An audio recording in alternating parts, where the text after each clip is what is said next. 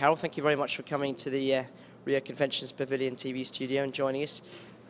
What is your aim coming here to Rio? What are you hoping to achieve?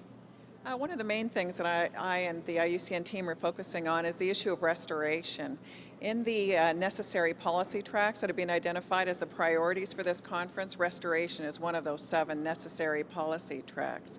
But we're trying to focus attention a little bit on the practical side of things. You know, there are people across the road who are negotiating agreements and renegotiating text that has been agreed a number of times before.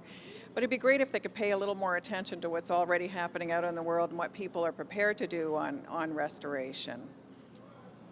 What do we mean by restoration, and what are people prepared to do? Okay, well, restoration in the broadest possible term. So restoration of landscapes in particular where there once were forests and could be forests or trees again.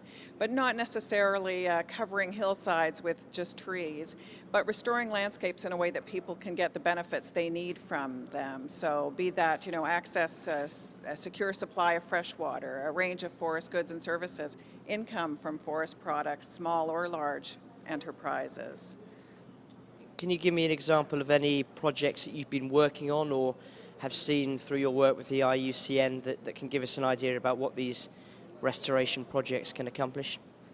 Yeah, sure. There are examples from around the world already. We've been involved in China in restoring the Miwen watershed, which provides water for the inhabitants of Beijing, so pretty significant.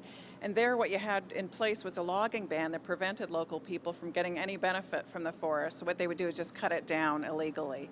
Now they're participating in sustainable forest management and restoration, and they feel invested in what's happening to the forests around them, so they're allowing those forests to be restored and participating actively in that. So that'll benefit those communities as well as benefiting the people of Beijing. There are similar initiatives like that near Glasgow, the Loch Katrine Restoration Initiative, again providing water for the people of Glasgow, but also providing recreation and tourism opportunities for people living in the area.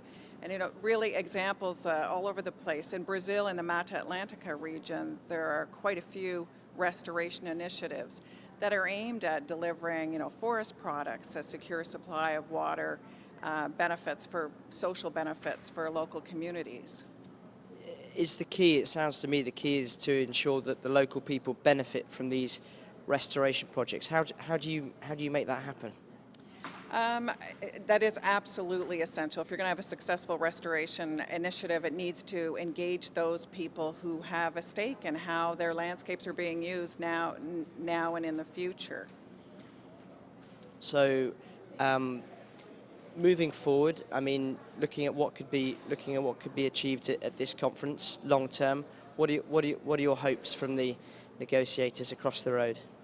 Well, we're hoping they'll join us in issuing this rallying cry. We have, with our partners, launched a new target to restore 150 million hectares by 2020, which is perfectly achievable, and also an excellent contribution to the CBD targets, particularly Aichi Target 15, would also contribute to implementing the Climate Change Convention goal to slow, halt, and reverse forest and carbon loss.